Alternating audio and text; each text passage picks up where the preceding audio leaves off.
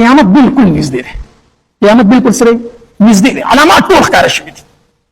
عربو ته بله ورځ د امریکې صدر راغلی دی، د مسلمانانو قاتل راغلی، عالمي سطح باندې د مسلمانانو قاتل، قصابي د مسلمانانو راغلی دی، د فلسطین د مسلمانانو د بچو قاتل عربو ته راغلی دی. هغه عرب چې د هغې زنانه برونډ د ګاډي نشو کولی، هغې مخ بار نشو ښکاره کولی، د عربو زنانه راغلي دي او د دغه ټرمپ سره په دواړه لاس باندې سلامونه کوي، هغه سره ګفې لګوي. تاسو په ټولو کتلي داسې ده که داسې نه ده؟ د سعودي عرب زنانه راغلي، هغه خلک چې هغه د حرمینو خادمین ځان ته وایي، هغه خلک چې هغه د حج او د عمرې پیسې اخلي، هغه پیسې هغوی ټرمپ له ورکړي مسلمانان ته قتلوه. قیامت نور څه ته وایي؟ قیامت علامات نور څه ته وایي؟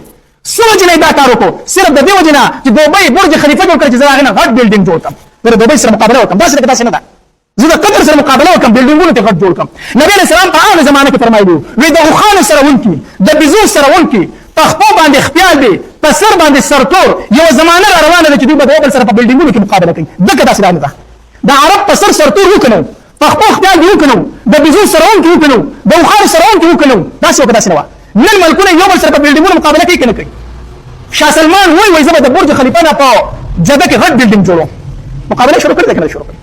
قیامت نور څه ته وایي؟ د قیامت علامات نور څه ته وایي؟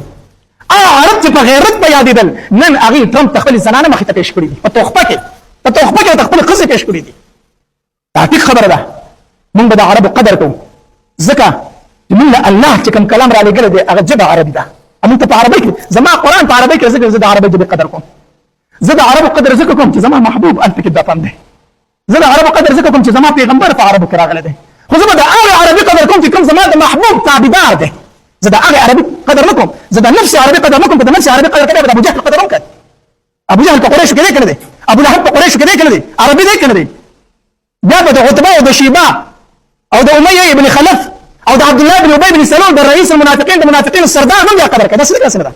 بیا به د رئیس المنافقین عبدالله بن ابی بن سلول هم قدر کوي که نه؟ د هغه قدر کوي، خو کافر دی. موږ به د هغې عربي قدر کوو چې کوم د قرآن او د سنت او زما د محبوب تابعدار دی، چې د هغه خلاف کوي. زموږ سره د دې عربي هېڅ حیثیت نشته دی. نبي علیه الصلاة والسلام د سلمان فارسي رضی الله تعالی په شا باندې لاس کېښود، په شا باندې.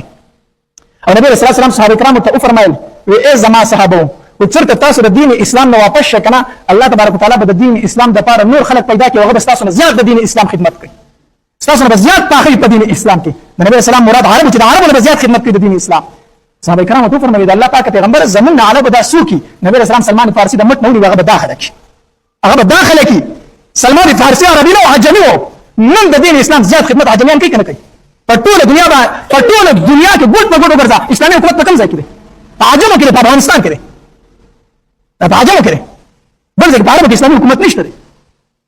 نو خبره مې دا کوله چې بالکل اخره زمانه راغلې ده، خپل دین کنټرول کول ډېر ګران شوي دي. الله تبارک وتعالی دې زموږ د ټولو حفاظت وکړي. ورونو دنیا خوږه ده، خو دومره هم خوږه نه ده چې موږ پسې خپل دینونه پرېږدو. صحیح شو؟ نو موږ د خپل نبي علیه الصلاة والسلام سیرت دا مطالعه کول دي، د خپلو صحابه کرامو سیرت مطالعه کول پکار دي. الله دې د عمل کولو توفیق را نصیب کړي. واخر دعوانا ان الحمد لله رب